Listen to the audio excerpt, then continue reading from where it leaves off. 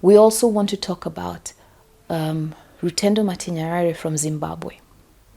Now, Rutendo has stood against a lot, fighting sanctions that were imposed against the nation of Zimbabwe, running a movement, helping people know what they are, helping to push against them so that his country can be freed. And he got results.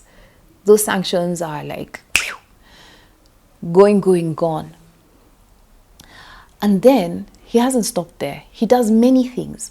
But another thing that he's doing now is currently talking to people about, as if that wasn't enough.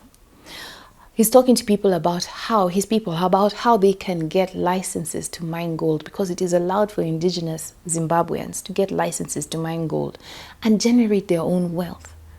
And this is possible. And let me tell you, if it wasn't bad enough that he was catching flack from his own people about pushing against sanctions, now he's catching flack for telling them you can be rich, which makes no sense whatsoever.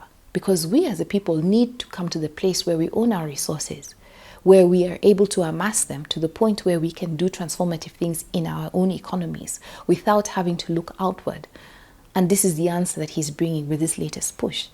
So Rutendo is like the modern day freedom fighter, if you will. Forgive me, Rutendo, if that's not a term you're comfortable with. It's just when you think about the amount of stuff that he's trying to clear out of the way in terms of mindsets, in terms of political issues, in terms of trade issues, and now in terms of generating wealth for his people, this is a man who faces mountains and goes after them. And that is the courage and the gravitas and just the strength of heart and of mind that we need as a people in order to get some stuff out of the way so that the next generation can thrive. You know, even if we don't see the fruit of it in our generation, if we have started the mountain coming down, or rolling the rock down the hill, it will roll even if we expire and others come and take over.